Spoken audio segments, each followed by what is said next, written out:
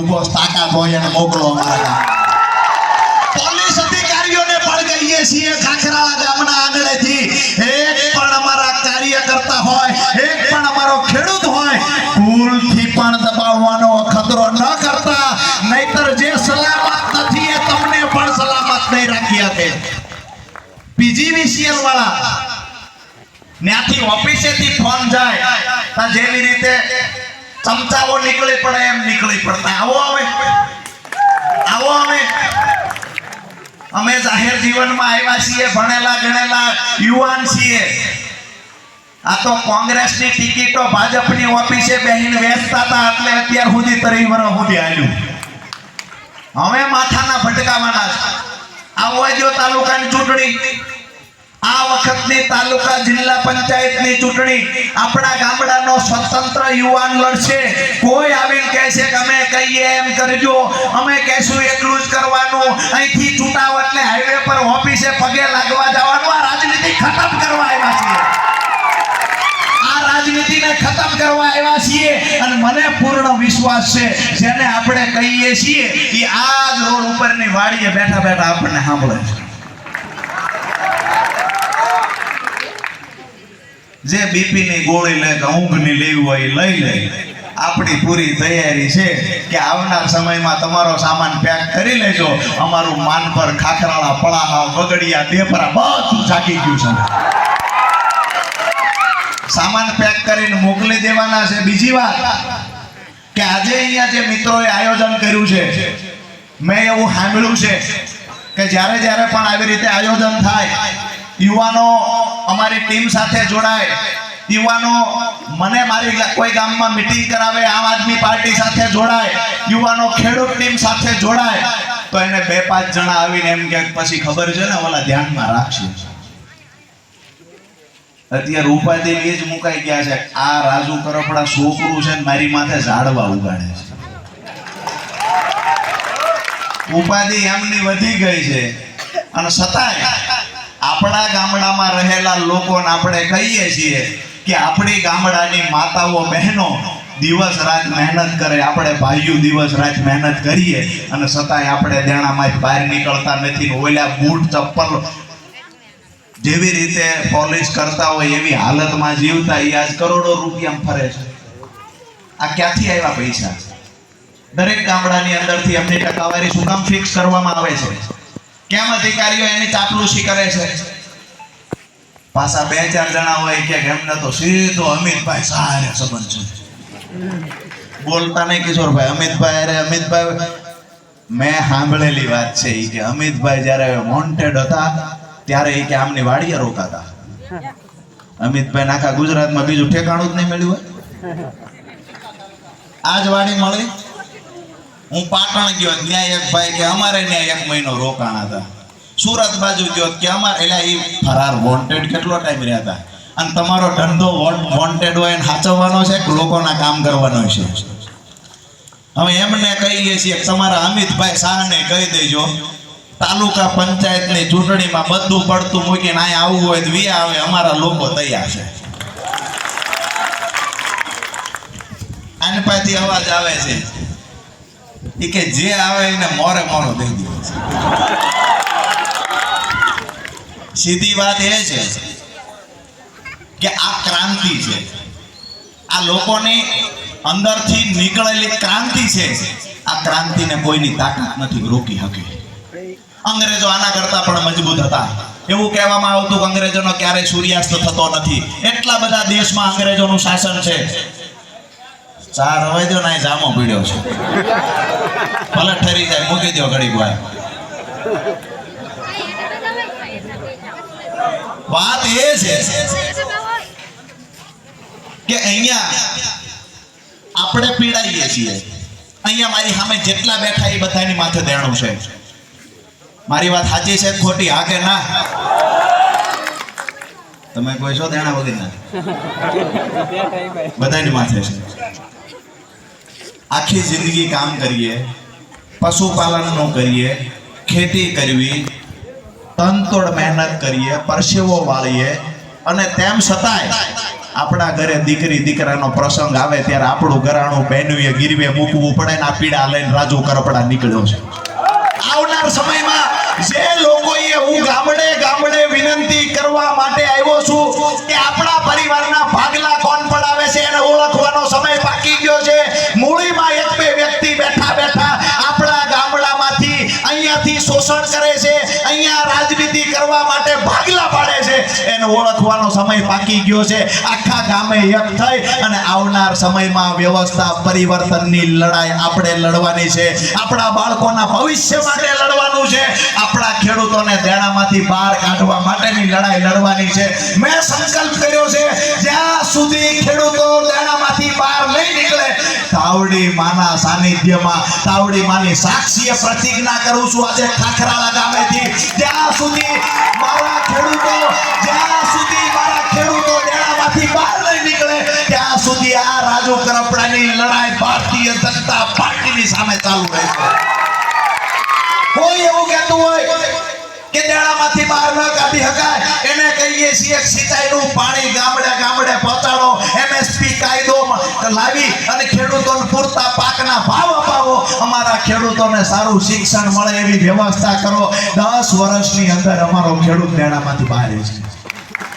પીડા એ છે ખેડૂત અને મજદૂર દિવસે દિવસે દેવાદાર બનવો જોઈએ, પશુપાલક દેવાદાર બનવો જોઈએ. આ લોકો ક્યારેય દેણામાંથી બહાર ન આવે. આ રાજનીતિ કરવા લોકો આવ્યા છે એને ઓળખવાનો સમય પાકી ગયો છે. તમારા માટે તમારા ભાઈને જીવન ઘસી નાખવાની તૈયારી છે, યુવાની કુરબાન કરી દેવાની તૈયારી છે. તમે તૈયારી કરી રાખજો. આવનાર સમયમાં રાજુ કરપડા તમારા બાળકો માટે લોહી રેડી દેવા તૈયાર છે. તમે તૈયારી કરીને રાખજો. જે લોકો ભાગ પડાવવા આવે છે એને ઓળખી દેજો અને આ તમારો ભાઈ જ્યારે મેદાનમાં કૂદી પડે ત્યારે એકલો ન પડે ને જવાબદારી તમારા માથા પર આજે મૂકવા આવ્યો છું. જ્યારે પણ ચૂંટણી આવે ત્યારે 2 દિવસ પૂરતા દરેક ગામમાં આટો મારે, ઊભો આટો મારીને 2 આગેવાનને કહેતા જાય મત દેવાનો ભાજપમાં ફલાણા ભાઈ આવ્યા હતા, અમારી ટીમ તો એન ગુરુ કહે છે ને એમની ટીમ શેઠ કહે છે. ફલાણા ભાઈ આવ્યા હતા, અમે તો મત દેવા જ પડે. એટલે એક કામ તો ગણાવો તમે તાલુકામાં શું કર્યું, એક સારું કામ તો બતાવો. તમે ગામડામાં તાલુકામાં અમારા ખેડૂતો માટે શું કામ કર્યું, એક પણ કામ બતાવી શકે એવું નથી. 1.25 લાખ કરતા વધારે વસ્તી આપણા મૂળી તાલુકાની છે. સરકારી સારી એક આ બાજુ કોલેજ બનાવી નાખી, ક્યાં શાળામાં પૂરતા શિક્ષકો નથી, પૂરતા ઓરડા નથી. આપણા બાળકો ભણવા જાય તો બાપડા જાય ક્યાં?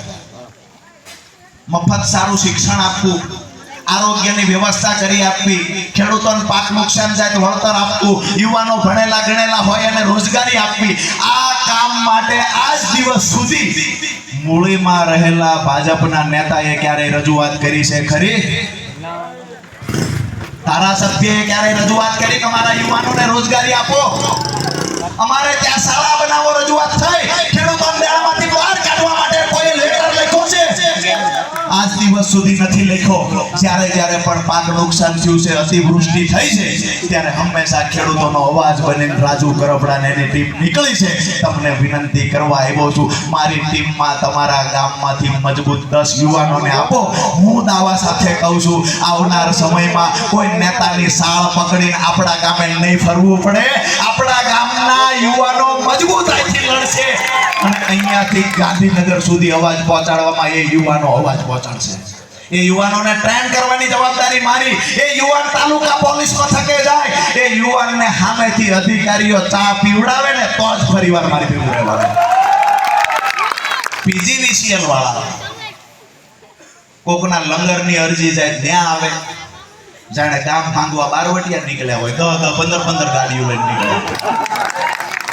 પીજીવીસીએલ ના કર્મચારીઓ સાંભળતા હોય છે, એને કહીએ છીએ કોઈનો હાથો બનીને કામ ન કરતા, નહીતર ગોટલી સોટલી તમારી હાથમાં નહીં આવે.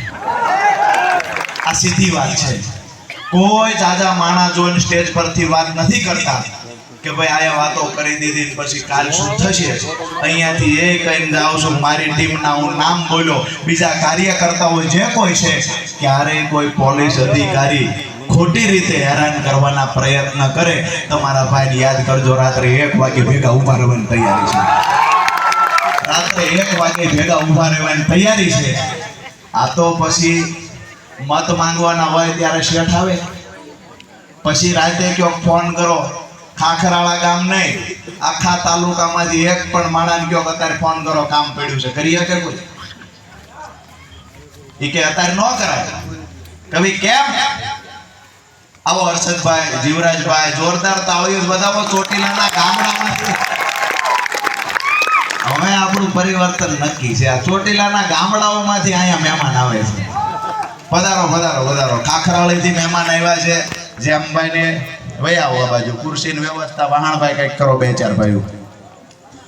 વાત એ છે કે તમને જ્યારે કામ પડે છે ત્યારે જે માણસ ત્યાંથી અહીંયા મત માંગવા આવે છે, અને ગામના આપણા 2 આગેવાન હોય, સમાજના મોભી હોય, કુટુંબના મોભી હોય, એને કહે છે કે આખા કુટુંબના મત મને અપાવી દો.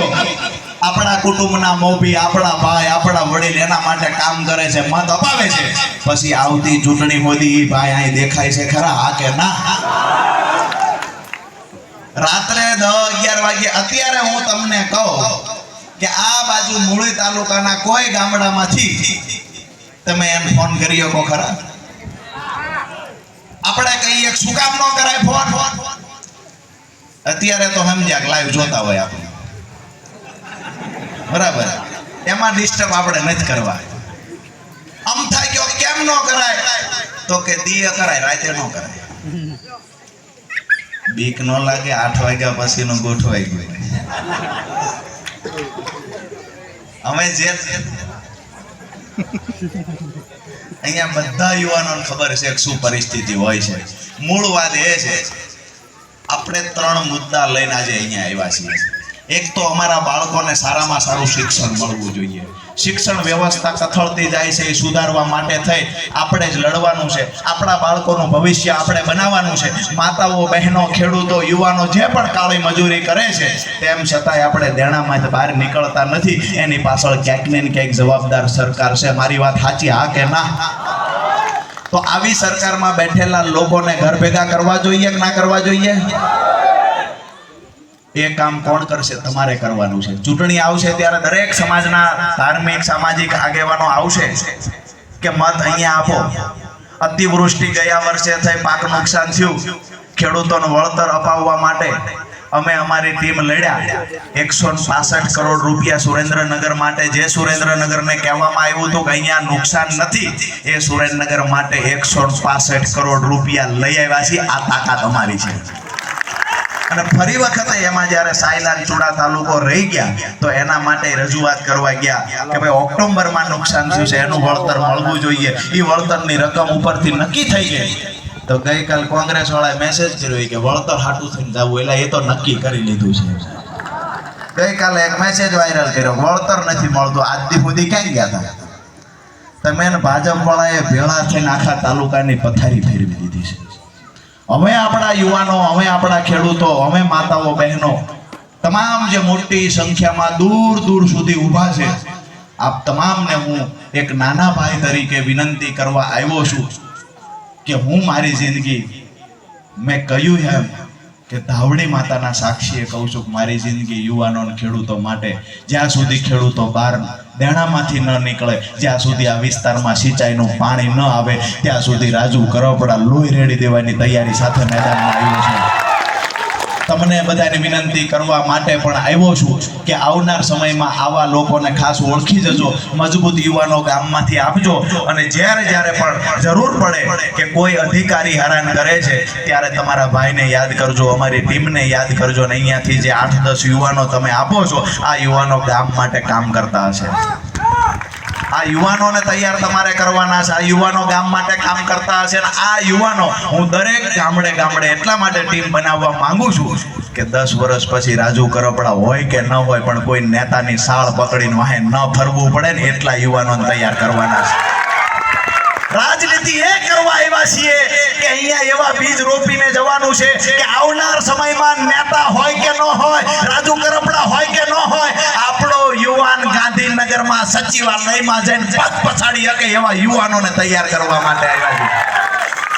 હવે ચાપલુસી કરનારા PGVCL ના અધિકારી આવીને ખખડાવી જાય, પોલીસ વાળા વળી નાનો એવો કેસ હોય કે ફલાણા ભાઈની ભલામણ કરાવો, ફુલેકા કાઢશું, મારશું એવો શબ્દ પણ વાપરે, ન મારવાની ભલામણ કરાવવાની.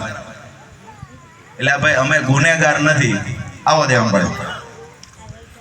તાળીઓથી વધાવો, થાનથી મહેમાન આવ્યા છે. ઉત્સાહ, ખૂબ બધાનો ઉત્સાહ છે અને હું એવું માનું છું કે મારા ઉપર ભગવાનની કૃપા છે, નહીતર આટલો બધો પ્રેમ મને ક્યારેય ના મળે.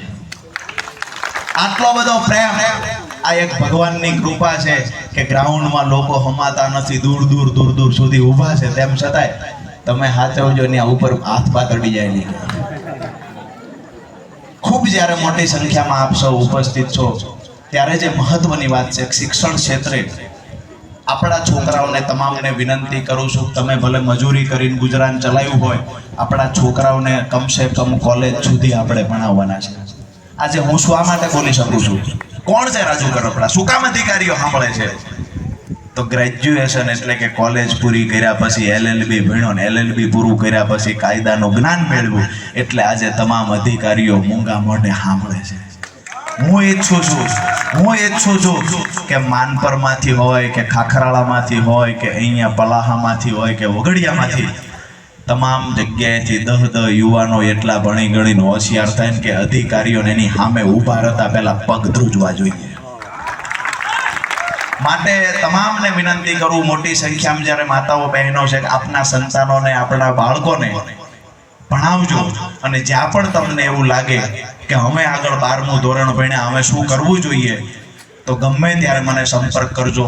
હું સારી એવી ટીમ સાથે, જે સારા એવા શિક્ષકો છે, જે સારું એવું આગળનું નોલેજ તમને આપી શકશે, એ ટીમ સાથે મળાવીશ. જરૂર પડશે તો હું આવીશ. અને આવનાર સમયમાં તમને એવું લાગે કે હોશિયાર છોકરા છે, ક્લાસીસની તકલીફ છે, નાના મોટા પ્રશ્ન આર્થિક કોઈને હોય, તો એવા પણ 5 જણા હું કહીશ કે જે તમારા બાળકોને ભણાવવા માટેનો નાનો મોટો ક્લાસીસનો ખર્ચ પણ ઉઠાવે ને હોશિયાર છોકરા માટે એવા લોકો ગોતી લેશે. મૂળ મુદ્દો એ છે કે આપણા બાળકો ખાખરાળામાંથી કેમ વધારે માનપરમાંથી, પળાહામાંથી કે પછી અહીંયા ગઢડા હોય, દૂધઈ હોય, ખાટડી હોય કે પછી ઉંબરડા હોય કે ગઢાદ હોય, આપણા બાળકો કેમ કરીને વધારે ભણે. જેના પણ બાળકોને ભણાવવા છે અને કાંઈ પણ અડચણ ઊભી થાય છે તો ગમે ત્યારે મારો સંપર્ક કરજો. બીજી વાત એ છે કે જ્યારે હાલ પેલું